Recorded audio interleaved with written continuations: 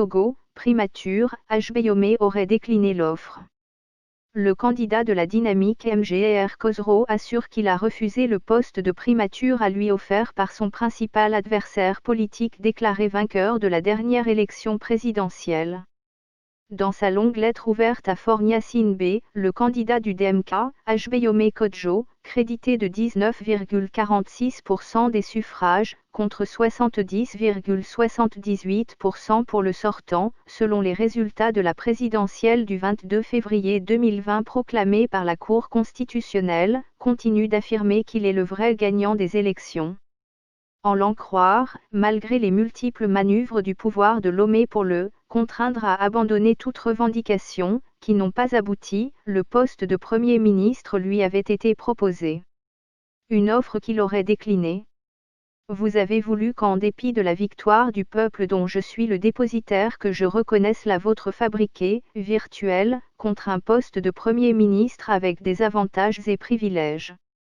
C'est dans cette perspective que j'ai reçu plusieurs de vos émissaires, le ministre Etcherdedji, dans un premier temps, et le général ministre Daman YARK, dans un second temps par l'entremise de maître Martial Akako. Ce dernier, craignant vos représailles, simule dans la presse récemment une amnésie faisant croire à l'oubli de la conversation que nous eûmes, au cours de laquelle il m'annonçait avoir pris connaissance de ma large victoire de retour d'une mission à l'étranger et il s'inquiétait du sort du prélat s'il advenait que je cédais à votre volonté en acceptant l'offre, a écrit Ajbeyome Kodjo.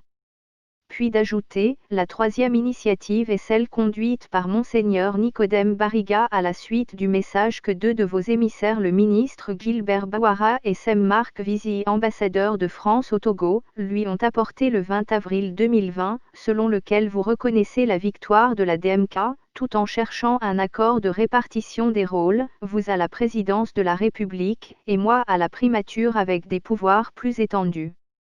Dans un tweet ce jeudi, le chef du mouvement patriotique pour la démocratie et le développement, MPDD, en appelle à Emmanuel Macron, le président français et au secrétaire général des Nations Unies, Antonio Guterres.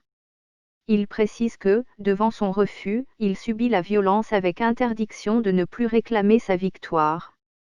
Depuis plusieurs mois, Ajbeyome Kodjo vit dans la clandestinité. Un mandat d'arrêt pèse contre sa personne.